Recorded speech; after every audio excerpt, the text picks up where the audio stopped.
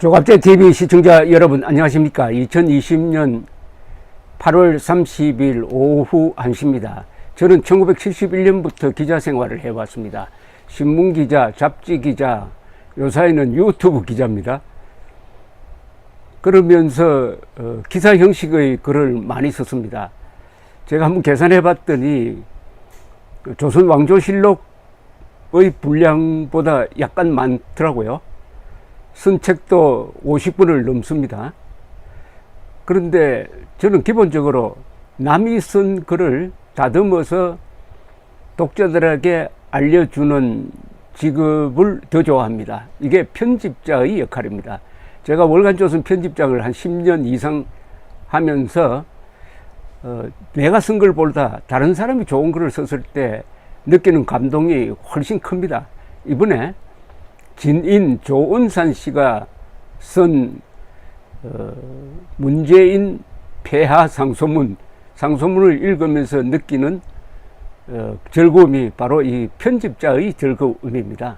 또 편집자는 남이 쓴 글을 잘 다듬어서 제목도 잘 붙이고 요약도 잘 하고 하는 일종의 포장 디자인 뭐 이런 역할을 합니다. 그래서 그런 입장에서 이번에 조은산 씨가 쓴 이 상소문 중에서 특히 아름다운 폐부를 찌르는 명언을 뽑아 보았습니다. 뽑아보니까 한 20개가 되더라고요. 요걸 제가 소개를 해드리겠습니다. 그리고 요 전문은, 요 뽑은 글 전문은 조갑제닷컴에 실려 있습니다. 제가 운영하는 조갑제닷컴 CHOG 골프할 때 G입니다. GAB.com입니다. CHOGAB.com 조갑제닷컴으로 접속하시면은 제가 읽어드리는 이 글을 확인할 수가 있고 그것을 무단 전제 환영입니다. 프린트 아웃 해가지고 돌려보시든지 아니면은 뭐 활용을 널리 해 주시면 좋겠습니다. 제목을 이렇게 뽑았습니다. 상소문 도사 조은산 말씀 베스트 20선 주옥과 같다 이거죠.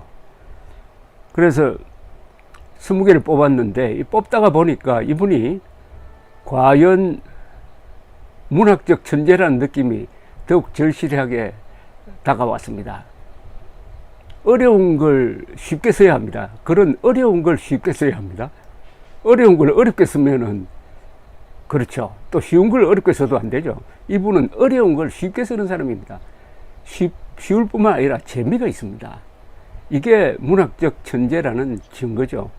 지금부터 20선을 발표를 해드리겠습니다. 그 서여진 순서대로 쭉 뽑아보았습니다. 그리고 키워드를 앞에 넣었습니다.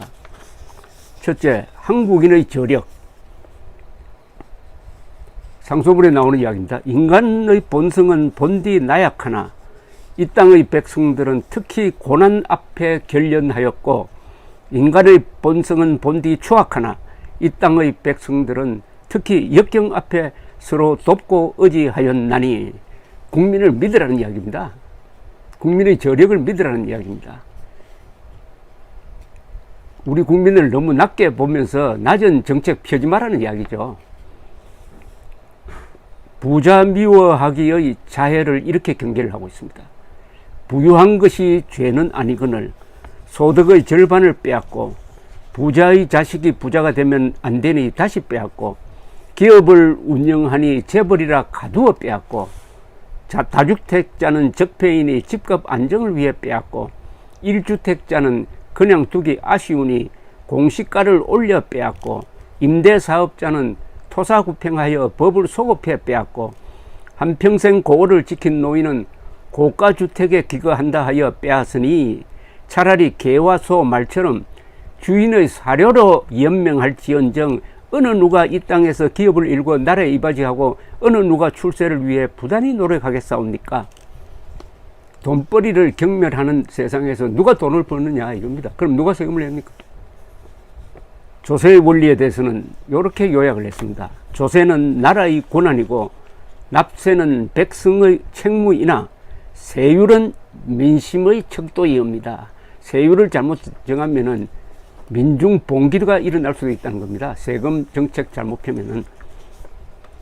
부디 망가진 조세 제도를 재정비하시고 세금으로 혜택을 받는 자가 아닌 세금을 납부하는 자가 납득할 수 있도록 세율을 재조정하시어 백성들의 고통을 들어주시옵소서.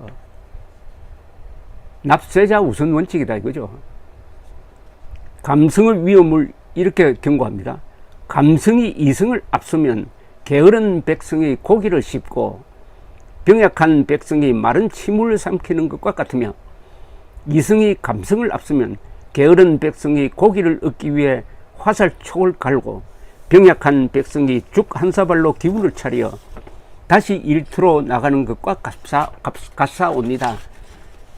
감정에 호소하면은 사람이 더 게을러지지만 이성에 호소하면은 게으른 사람도 약한 사람도 떨쳐 일어난다 이겁니다. 인기 영합을 이렇게 경계를 합니다. 역사는 군왕의 업적을 논할 뿐 당대의 지지율을 논하지 않사옵니다. 반일선동에 대해서는 이는 결국 백성이 다른 백성의 밥그릇을 걷어찬 꼴과 무엇이 다르며 손이 발을 밉다 하여 입을 틀어막아 함께 굶어 죽는 것과 무엇이 다르겠사옵니까? 반일 운동한다고 일본 제품 불매 운동한다고 하다가 결국 한국 사람 골탕 먹이는 그걸 비유를 했습니다. 명분과 진리에 대한 이야기가 들어 있습니다. 과연 폐하 깨어서는 외교에 임하시오며 명분과 진리 중 무엇을 택하시사옵니까? 또한 명분과 진리 중 무엇을 얻으신 것이요? 북국과 일본과 중국과 미국 중 무엇과 화친하였으며 작금에 이르러 결국 무엇이 남았다는 말이옵니까? 아무것도 안 남았죠. 진리 외교를 부탁합니다. 부디 통촉하시어 안목을 넓게 가지시고 정치와 이념을 외교와 따로 다루시어 진리를 위한 외교에 임하시옵소서. 그리하여 북국 도낭의 핵탄두 아래, 도낭은 돼지왕이라는 뜻입니다. 백성들을 지켜주시옵고 국토를 보전하시옵소서. 외교는 진리, 국익을 중심으로 해야지 여기에 정치적 계산이라든지 이념적 편향성을 대입시키면은 국익이 망가진다는 충고입니다. 그러니까 이념 외교는 안 된다는 거죠. 이런 풍자도 있습니다. 돼지의 왕 또한 꿀꿀대며 구유통에 머리를 박고 있었고 머리맡에는 돼지가 먼저다 라는 글귀가 선명했다 하더라. 돼지가 먼저다는 사람이 먼저다를 비꼰 거죠. 인간의 본성과 반하는 정책은 실패할 거라고 이렇게 경고합니다.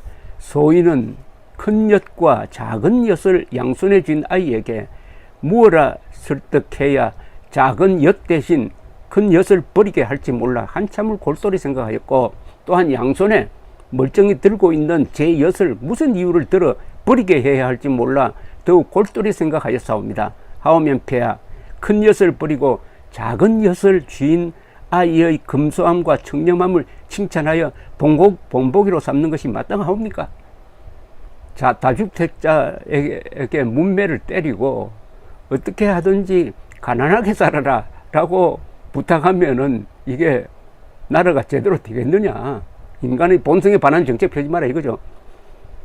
이런 말도 있습니다. 인간을 인간으로 보아야 인간이 보이는 법이거늘 조정의 모든 정책이 인간의 욕구에 반하는 모순 덩어리들 뿐이었고, 인간의 욕구를 죄악시하여 이를 말살하려는 극단적 정책뿐이온데, 극단책뿐이온데 어찌 백성들의 동의를 바라고 어찌 그 성과를 바랄 수 있겠습니까?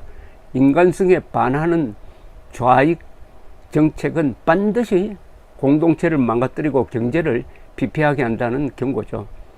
그리고 민주주의 위선에 대한 이분의 비판은 아주 절묘합니다. 세계 최고급입니다. 자유가 없는 민주는 독재와 마찬가지요.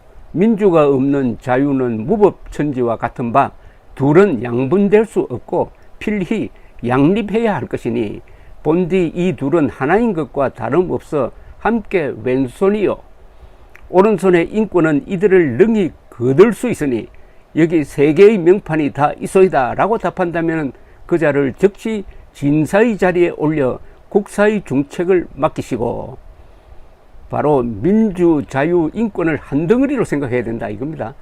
민주를 위해서 자유, 인권을 포기하면 안 된다는 겁니다. 헌법 파괴에 대한 경고는 아주 준열합니다. 이 나라가 폐하의 것이 아니듯 헌법은 폐하의 것이 아니옵니다.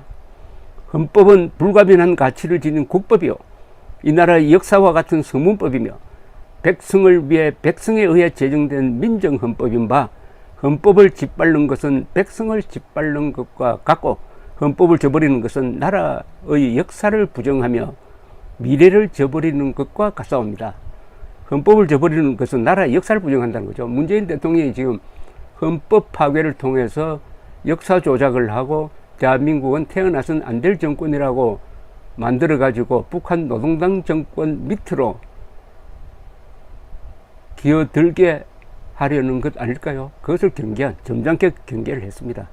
국민 분열을 경고합니다. 백성은 각자 다르나 합쳐서 하나인데 이는 대야에 담긴 물을 쪼개어 가지고 반은 발을 닦고 나머지 반으로 세수를 하며 다시 쪼개어 새야 눈을 씻고 양치를 하며 이내 마셔버리는 꼴과 같으니 폐하 깨워서는 헌법을 찢어내고 백성을 갈라내고 이제는 폐하 스스로의 옥체도 갈라내고 찢어내어 육시를 할 참이옵니까? 무시무시한 경고입니다. 국민의 어리석음도 비켜가지 않습니다. 이분은 이 나라는 폐하와 더불어 백성들이 합쳐 망친 나라로 역사에 기록될 것이옵니다. 그것은 백성 또한 무지한 까닭이며 엄중한 현인들의 경고와 선대 공신들이 남긴 역사적 사실에도 불구하고 일부의 지도자를 저작거리의 광재 뽑듯이 감성에 젖어 눈물로 내세운 대가입니다. 가진 자에 대한 끝없는 분노에 눈이 멀어 제 자식들이 살아갈 삶이 제 인생보다 나아야 한다는 일말의 책임감 또한 느끼지 못하옵니다. 왕만 욕하는 게 아니라 백성도 같이 욕하고 계세요. 이분의 균형 감각을 잘 보여줍니다. 민주주의가 약탈과 토벌에 활용된다는 걸 이렇게 표현을 했습니다. 폐하께서 부르짖던 민주는 절반의 백성에게는 약탈이고 절반의 백성에게는 토벌이며 과반수를 넘는 자가 벌이는 정당한 도륙이자 합법적 착취의 수단으로 전락하였으니 국회 다수당이 되었다고 하는 일이 바로 약탈, 토벌, 도륙, 착취를 하고 있다 이겁니다. 문재인의 적은 문재인이라고 비유합니다. 폐하의 적은 백성이 아닌 나라를 해치는 이념의 잔재와 백성을 탐하는 과거의 유령이며 또한 복수에 눈이 멀고 간신에게 혼을 빼앗겨 적군과 아군을 구분 못하는 폐하 그 자신이 옵니다. 마지막 당부는 이렇습니다. 성군의 법도는 제 자신마저 품을 수 있으나 폭군의 법도는 제 자신 또한 해치는 법 부디 일신하시어 갈등과 분열의 정치를 비로소 끝내주시옵고 백성의 일기, 다이어리입니다. 일기 안에 상생하시며 역사의 기록 안에 영생하시옵소서. 요약한 전문은 조갑제닷컴에 올려놓았습니다. 접속하셔서 프린트 아웃 하셔가지고 많이 돌려보시기 바랍니다. 감사합니다.